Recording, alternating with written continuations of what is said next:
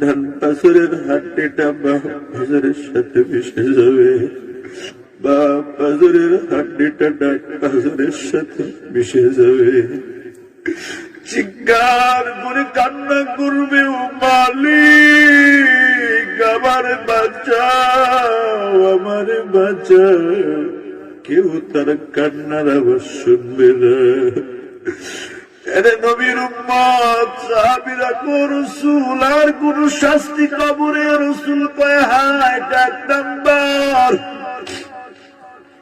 2 number শাস্তি বড় কঠিন। কি শাস্তি? রাসূল কয় সাহাবীরা রে, গুনাহগারকে যখন কবরে রাখবে, 1টা না 2টো না 70 থেকে 99টা বড় বড় কালো সাপ 2 দিক থেকে বাইর হবে। বাইর হয় ব্যক্তিটাকে এমন করে পেঁচা ফেলবে, পেঁচাইতে পেঁচাইতে তার মাথার উপরে গিয়া ওই সাপ গুলি তাকে এমন করে কামড়াইতে থাকবে, কামড়ানি শুরু করবে। রাসূলের সাহাবীরা কো নবী কতদিন কামড়াবে? কইলা ইয়াউমিল কিয়ামত, কিয়ামত পর্যন্ত কামড়াইতে থাকবে। এবার রাসূলের সাহাবীরা কো নবী এই যে কামড়াবে সাপগুলার বিষ কেমন হবে? রাসূল কয়েকটা সাপ যদি একবার আঘাত করে কমপক্ষে 40 বছর পর্যন্ত বিষ থামবে না। নবীর উম্মত, এর যুবক ভাই পা ধরে বলি গুনাহ নিয়ে কবরে যেও না রে বাবা। রাসূল কো সাহাবীরা আরো আছে,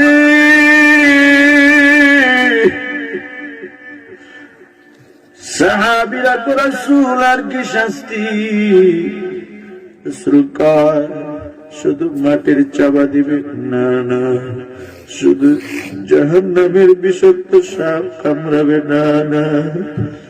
সাহাবীরা মুহূর্তের মধ্যে কবরটা জাহান্নামের আগুন দিয়ে ভরপুর হয়ে যাবে। মুহূর্তের মধ্যে কবরটা জাহান্নামের আগুন দিয়ে ভরিয়ে যাবে।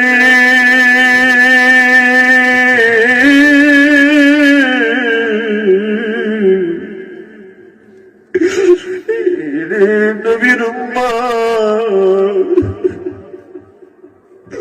দুনিয়াতে আগুন লাগলে ধোঁয়া পড়ে যায়। রাসূল কয় সাহাবীরা রে, জাহান্নামের আগুন কেমন হবে? জাহান্নামীদেরকে যে আগুনে আমার আল্লাহ পালাবে, ওই জাহান্নামীদের শুধু চামড়া জ্বলবে না, গোশত জ্বলবে না। আল্লাহর নবী বলেন এই জাহান্নামীদের কলিজাটা জ্বলে গুনাহ হয়ে কয়লার মতো কালো হয়ে যাবে। আল্লাহ আমাদের সকলকে জাহান্নামের কঠিন আগুন থেকে মুক্তি দান করুন বলি আমিন। রাসূল আকরাম, রাসূলের সাহাবী হযরত আবু বকর সিদ্দিক রাদিয়াল্লাহু তাআলা আনহু গভীর রাত্রে কান্না করতেন। হযরত ওসমান গভীর রজনীতে কান্না করতেন। ওসমান গভীর রজনীতে উঠিয়া কবরের কিনারে দাঁড়ায় দাঁড়ায় ওযু করিয়া দাঁড়ায় দাঁড়ায় গভীর রাত্রে কান্না করতে। মানুষগুলা ওসমানের কান্নার আওয়াজ শুনে ঘুম ভেঙে উঠে যাইত। ও ওসমান, আপনি তো ধনী মানুষ, আপনি গভীর রাত্রে কবরের কিনারে দাঁড়ায় দাঁড়ায় কেন এত উচ্চ সুরে আওয়াজ করে কাঁদলেন? ওসমানকে আমি কবরকে বড় ভয় পাই, আমি একলা কবরে কেমনে থাকবো?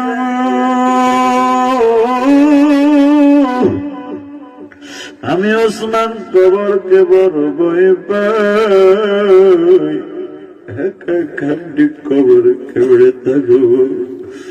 মত কাসির কুল্লু নাসিন শারেবু, কবর বাইতিন কুল্লু নাসিন দাখিলু। এরে নবীর উম্মত, ওমরের মতো মানুষটা কেমন ভাই পেত? দুনিয়াতে 10 জন সাহাবা নবীর হাতে জান্নাতের টিকিট পেলেন কয়জন? আর জোরে 10 জনের মধ্যে দ্বিতীয় নাম্বার ওমর। এই ওমর, প্রথম নাম্বার আবু বকর, দ্বিতীয় নাম্বার ওমর। রাসূল একদিন আবু বকরের মেয়ে আয়েশাকে ওই চাঁদের মিটি মিটি আলোর মধ্যে বসে আছে, ডাক দিয়া করে, আয়েশা উপরের দিকে তাকাও, এই যে তারকা দেখো? হ্যাঁ তারকা দেখা যায়। আয়েশা, এই আকাশের তারকার চাইতে আমার ওমরের আমল অনেক বেশি। আয়েশা এই কথা শুনে যদিও সুবহানাল্লাহ বললেন, কিন্তু মনে মনে একটু রাগ। ওমরের কথা বললেন, আমার বাবা আবু বকরের কথাটা তো বললেন না। রাসূল আয়েশার দিকে তাকায় বুঝতে পারলেন, এবার রাসূল আয়েশা রে, আমি ওমরের কথা বলছি, তোমার বাবার আবু বকরের কথা বলি নাই, জন্য বুঝে তুমি রে মনটা কালো করে ফেলেছে। এরে আয়েশা শুন,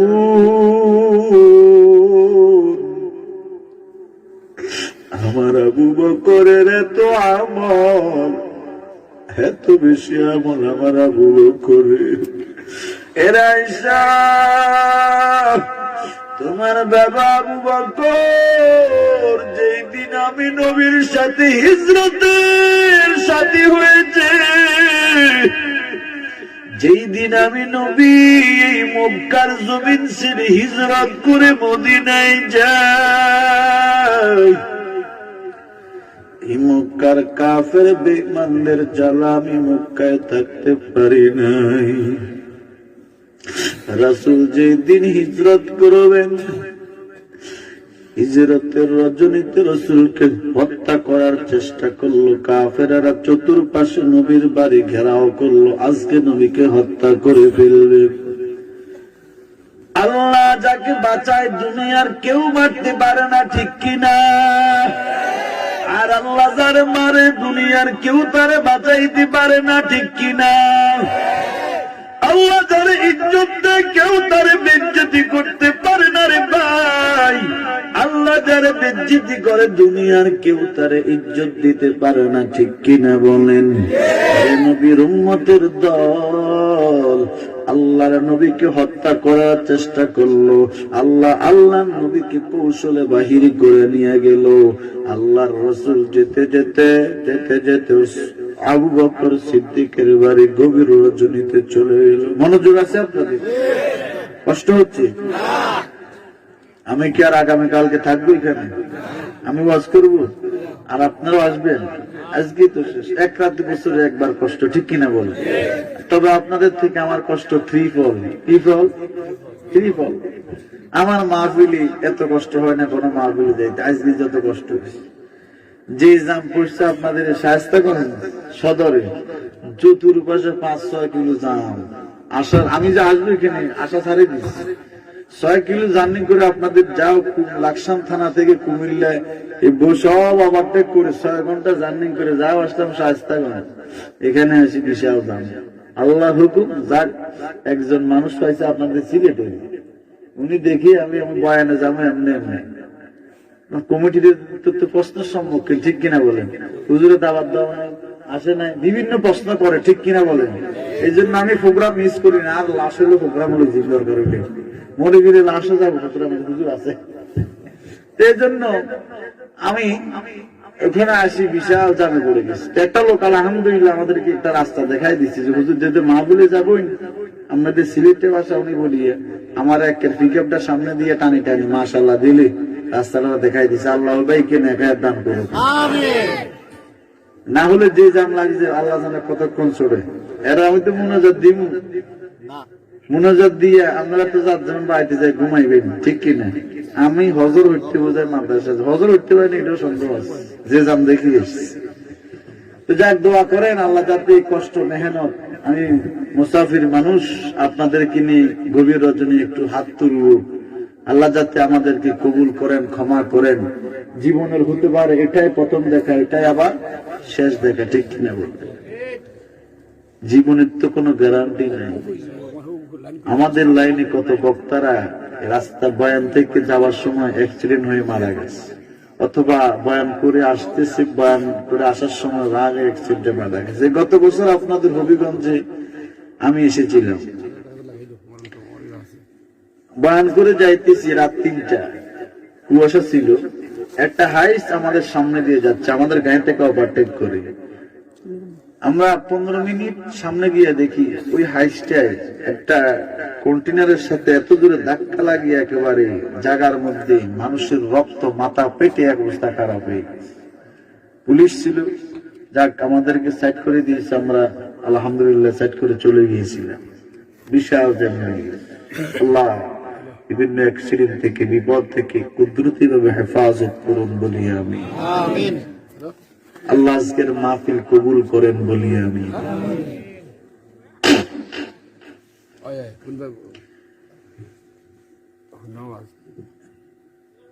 গভীর রজনীতে নবী চলে গেলেন। আবু বকর সিদ্দিকের বাড়ি দরজার সামনে দাঁড়ায় নবী দরজা লক করলেন। আবু বকর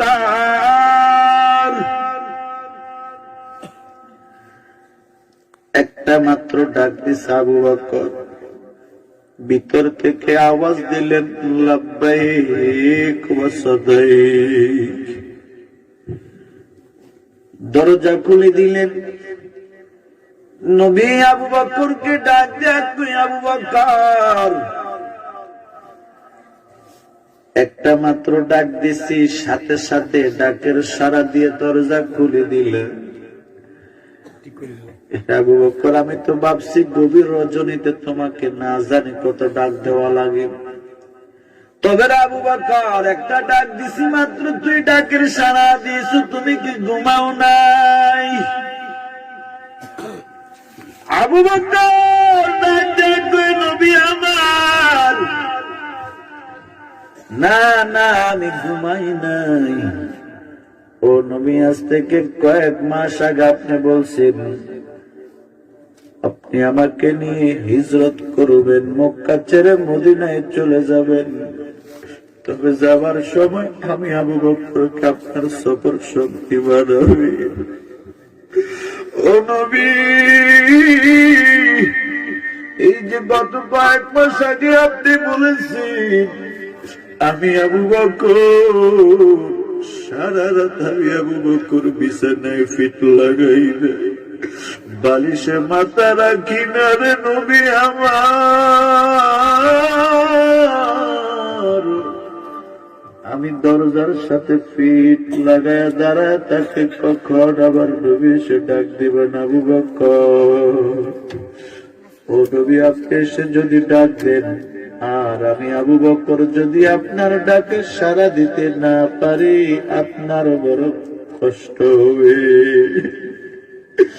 এরে নবীর উম্মত, চিন্তা করো। শুধু নবী বলছে হিজরত করতে যাবে, রাতের বেলা ঘুমায় নাই, আর তুমি আর আমি নবীর উম্মত দাবি করি, অথচ নবীর মোহাব্বতে মুখের মধ্যে দাড়ি রাখতেও রাজি না, ঠিক কিনা বল? আমরা এলাম সিন্নি খাবার আছে, ঠিক আছে, সিন্নি খাবার আছে, আমরা খাইতে জানি, নবীর জন্য কিছু দিতে জানি না, ঠিক কিনা বল? অথচ সাহাবায়ে কেরাম ছিলেন নবীর সত্যিকার আশিক। কেমন আশিক? নবীর ইন্তেকালের পর বেলাল রাদিয়াল্লাহু তাআলা আনহু 6 মাস মদিনায় কোন বেলালের কণ্ঠে আওয়াজ হয় না, বেলালকে খুঁজে পাওয়া যায় না।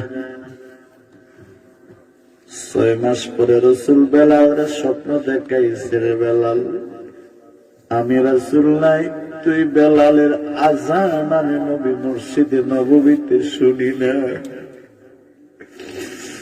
বেলাল নবী স্বপ্ন দেখা দেওয়ার পরে বেলাল মদিনায় আসলেন। মদিনায় আসার পরে মানুষ বেলালকে জড়ায়া ধরে কান্না করে, বেলাল এতদিন কই ছিলা, কতই না খোঁজা খুঁজেছি, এর বেলা আল্লাহর রাসূল তোকে মসজিদে নববীর মুয়াজ্জিন নিযুক্ত করেছে। ও বেলাল, তোমার কণ্ঠের আযান এত সুন্দর,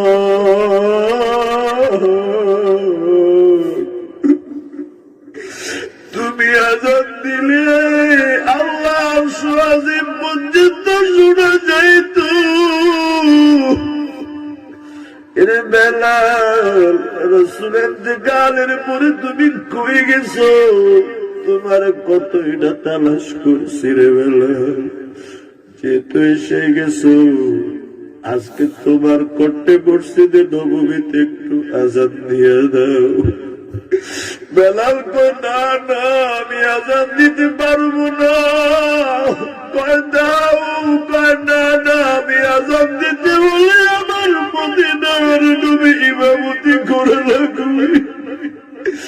কারণ আমি বেলাল যদি আযান দিই, আমার মদিনার নবী ইমামতি করে লাগবে। আমার মদিনার নবী নাই, আমি বেলালের আযান চলবে না।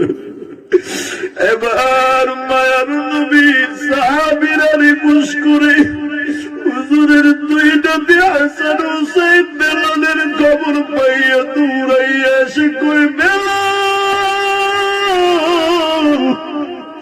কইছিলে তুমি আমার নানা তোমারে কতই না ভালোবাসত। আমার নানা মেরাজে গিয়ে তুমি বেলালের পায়ের দড়ি শুনেছে। আমার নানা আপনার এই মসজিদে নববীর মুয়াজ্জিন বানাইছে।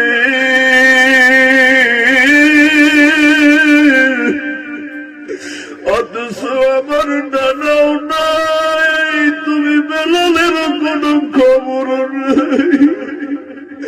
ওরে বেলাল, আজকে তোমার কণ্ঠে একটু আযান শুনতে চাই। বেলাল কই, আমি আযান দিতে পারবো না। অনেক রিকোয়েস্ট করার পর বেলাল আযান দিতে দাঁড়ায় গেল। বেলাল আযান দে, আল্লাহু আকবার, আল্লাহু আকবার, আল্লাহু আকবার,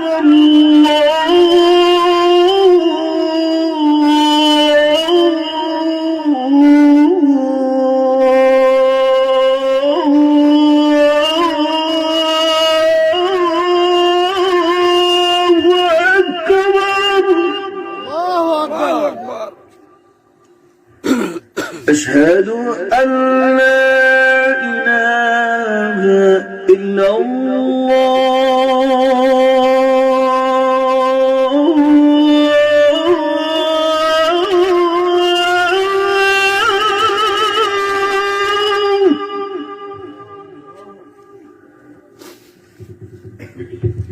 আযান দেবেন।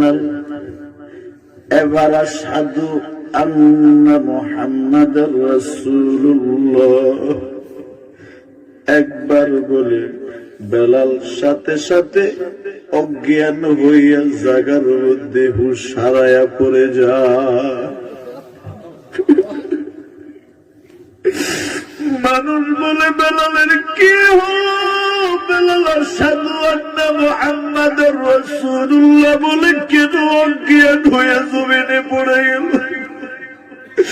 বেলাল হুঁশ আনার জন্য চেষ্টা করতেছে, একটু পরে হুঁশ আসলো।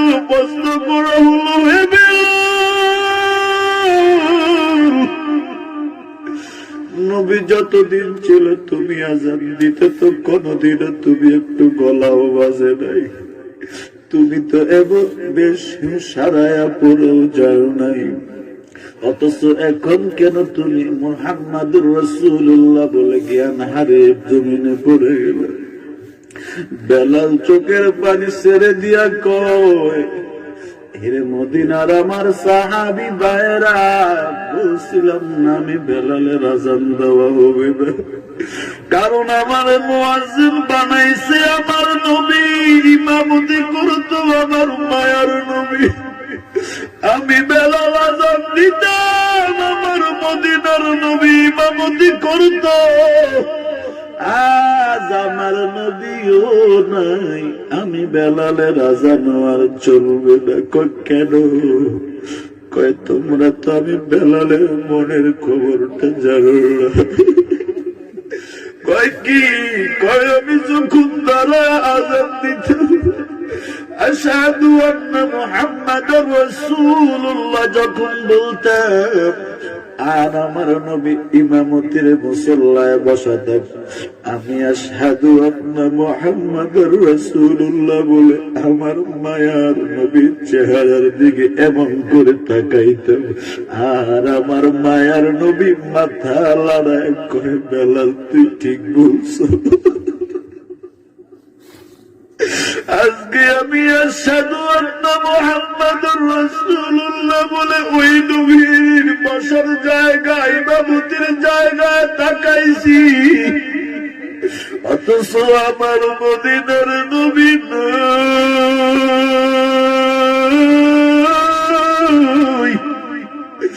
আমি বেলাল সহ্য করতে পারি না। বেলালের জন্য জ্ঞান হারায় জমির পড়ে এলাম। উহুদের যুদ্ধ চলতেছে, বেলাল কয় নবী আমিও যুদ্ধে যাব। নবী কয় বেলাল না, তুই মসজিদে আজান দিয়ে। এবার উহুদ যুদ্ধ শুরু হয়ে গেল। কে যেন এলান করে দিল, ঘোষণা করে দিল, কুতিলা মুহাম্মাদুন, আমার নবী নাই। কাফের বেঈমানেরা নবীর মাথার উপরে তরবারি দিয়ে এত জোরে আঘাত করেছিল, নবীর মাথায় লোহার হেলমেট ছিল, হেলমেটটা ভেঙ্গে নবীর গর্দানের মধ্যে ঢুকিয়া রক্ত মুবারক জড়তেছিল। দান দান শহীদ হয়ে গেছে।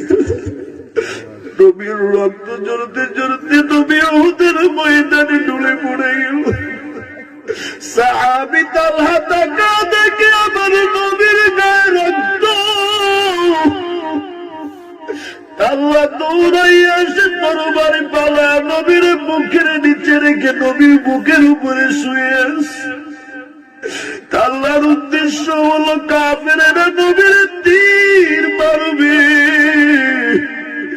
আমি নবীর গায়ে একটা তীরের আঘাত লাগতেও দিব না।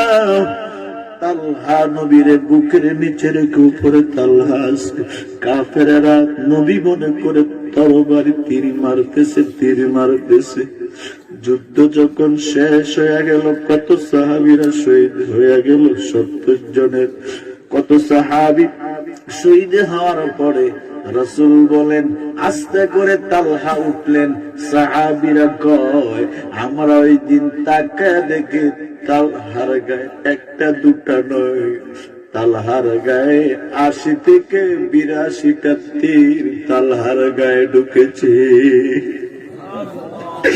এরপরও তাল্লাহ নবীকে বুকের নিচের থেকে পালায় নাই কেন? কই আমার জীবন চলে যাবে, এরপরও আমার নবীর গায়ে যেন তীর না লাগে। এর যুবক, অথচ আজকে তোর স্ত্রী কয় দাড়ি রাখিও না, তোমাকে দাড়ি রাখলে বুড়া বুড়া লাগে। তুই তোর স্ত্রীর কথায় নবীর সুন্নতে দাড়িটা তুই ফালায়া দিলি। নবীরে চিনলি না রে মুমিন, নবীরে যদি চিনতি তাহলে দাড়ি ফালাইতি না। মা বাবারা কষ্ট দিতা না, আল্লাহ ওয়ালার বিরোধিতা করতি না। ওই মায়ের নবীর সাহাবী তাল্লাহ তীর 80টা। রাসূল এবার কয় সাহাবী আবু বকরের কাঁধে ভর দিয়া কো, আবু বকর আমার একটু ধরো, আমি আর দাঁড়াইতে পারি না। রক্ত মুবারক ঝরতেছে। কেমন নবী, যে নবীর গায়ে মাছি এবং মশা বসা আল্লাহ কিয়ামত পর্যন্ত হারাম করে দিলেন, ঠিক কিনা? কেমন ইয়েতিমে নবী আমার,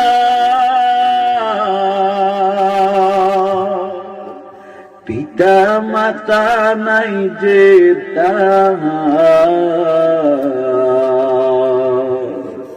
এরপরেও কত মারা মারলো কাফের দুশ্মনে, নবী বিনে কে তরাবে ফুলসিরাত মিজানে, নবী বিনে কে তরাবে ফুলসিরাত মিজানে। চলো চলো চলো মুমিন চলো নবীর সন্ধানে, নবী বিনে কে তরাবে ফুলসিরাত মিজানে, নবী বিনে কে তরাবে ফুলসিরাত মিজানে। কেমন ইতিম নবী আমার,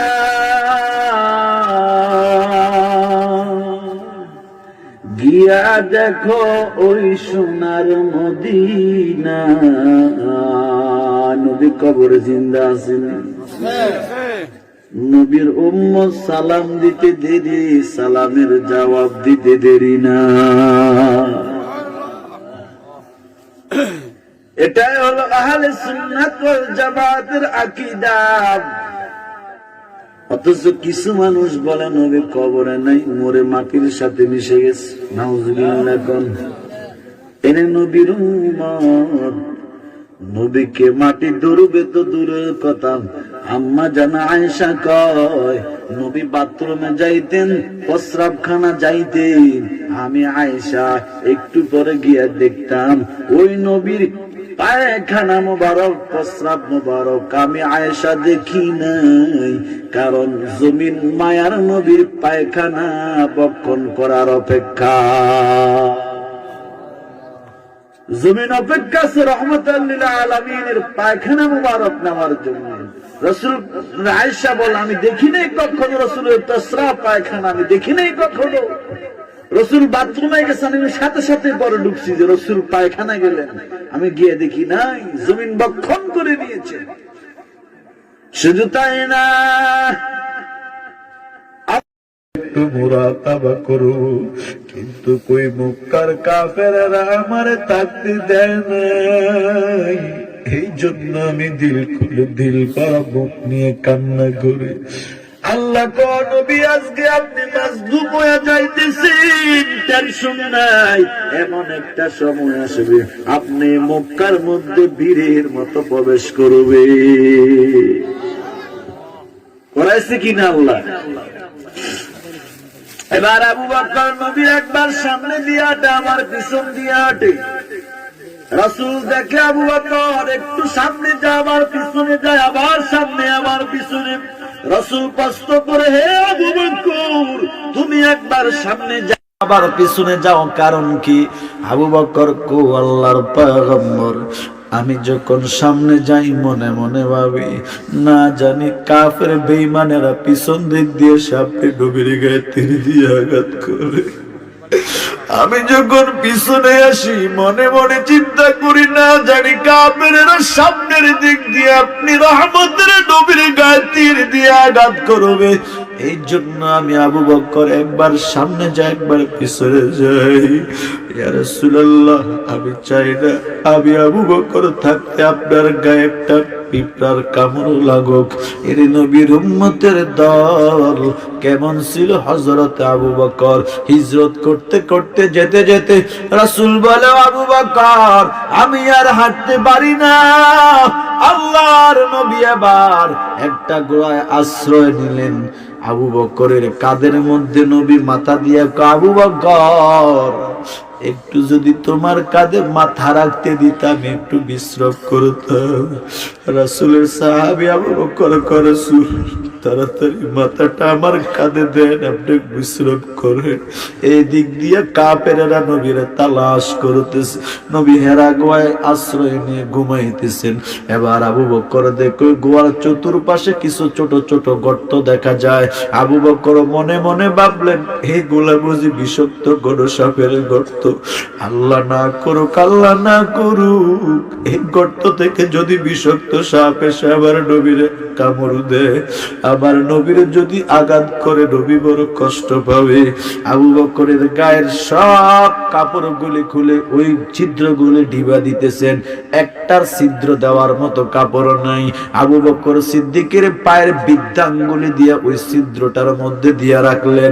আল্লাহর কি কুদরত, ওই গর্তের মধ্যে ছিল একটা বিষাক্ত সাপ।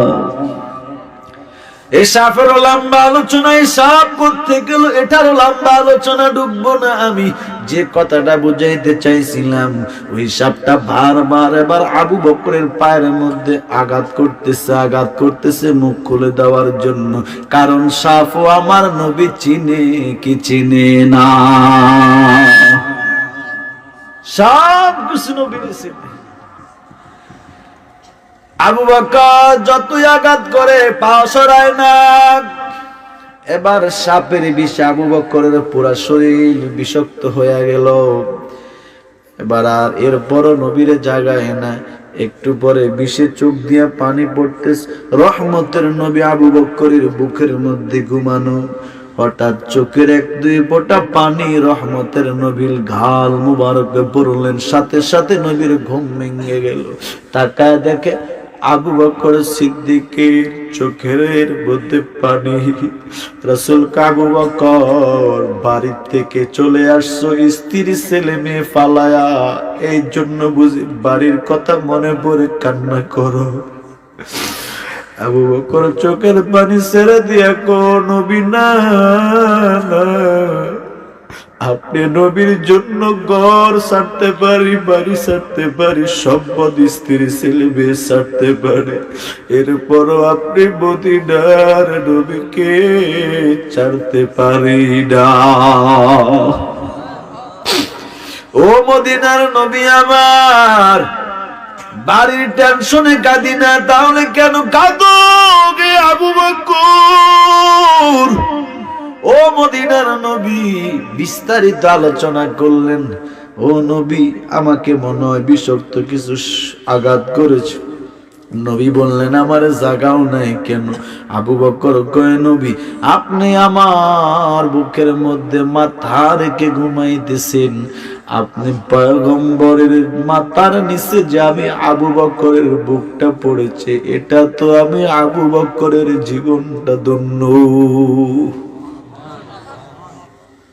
ভাগ্য তো আমার কত ভালো, পয়গম্বরের মাথা মোবারক আমি আবু বকরের বুকের মধ্যে রাখতে পেরেছি কিছু সময়। রাসূল এবার মুখের থেকে থুতু মোবারক নিয়ে লাগাই দিলেন। আবু বকর কয়, ও দুনিয়ার মানুষ, আমার নবীর বরকতি জবান মোবারক থেকে একটু মাত্র থুতু আঙ্গুলে লাগাই নিয়া আমি আবু বকরের ওই সাপের বিষের কামড়ের জায়গায় লাগাইতে দেরি হয়, আল্লাহর কসম বিষ থামতে দেরি হয় না। নবী ডাক দেয়া কয়, ও আয়েশা,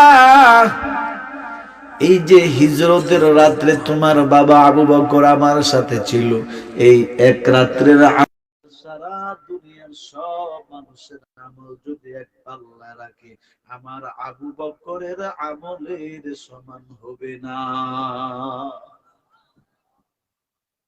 এজন্য নবীর ভালোবাসা মহব্বত আছেন, দরকার আছে না নাই? আজকুরুনি, আল্লাহ কয় তোমরা আমারে ডাকো, আজকুরুকুম, আমি আল্লাহ তোমাদের স্মরণ রাখবো, ওয়াশকুরুনি, আমার শুকর আদায় কর, ওয়ালা তাকফুরুন, সাবধান আমি আল্লাহর অকৃতজ্ঞ হইও না। বলুন এই রাসূল যা আমাদের হয়েছে, আমরা খুশি না বেজার? মুসা নবী আল্লাহর কো, আল্লাহ আমার বনি ইসরাইলের সবচাইতে বড় নবী মুসা বানাইছেন, আমি খুশি আছি। তবে আখিরি জামানার নবীর উম্মত যদি বানাইতেন আমি খুশি থাকতাম। অন্য অন্য নবীরা দোয়া করেছে আমার নবীর উম্মত হওয়ার জন্য। আমি আর আপনি বিনা দরখাস্তেই যে নবীরে পাইছি, নবীর উম্মত বলে পরিচয় দিতে পারতেছি, এটা সৌভাগ্য না আমাদের? শুকর আদায় করা দরকার, আর রাসূলের শানে বেশি বেশি দুরূদ ও সালামের আওয়াজ দেওয়া দরকার, আর নবীর সুন্নতের উপরে আমল করা দরকার, ঠিক কিনা বলেন? আল্লাহ আমাদের সকলকে পয়গম্বরের উপর সুন্নতে আমল করার তৌফিক দান করুন। এবং ধৈর্য এবং নামাজের মাধ্যমে সাহায্য প্রার্থনা করার তৌফিক দান করুন, বলি আমিন। যে কথাগুলি বললাম আল্লাহ পাক যাতে আমাদেরকে রসুল সাহাবীরা যেভাবে রসুলকে ইত্তেবা করেছে, অনুকরণ করেছে, যেভাবে ঈমান এনেছে, আমিনু কামা আমানান নাস, আল্লাহ যাতে রসুলের সাহাবায়ে কেরামের মতো আমাদের ঈমান আমল মজবুত বানায়।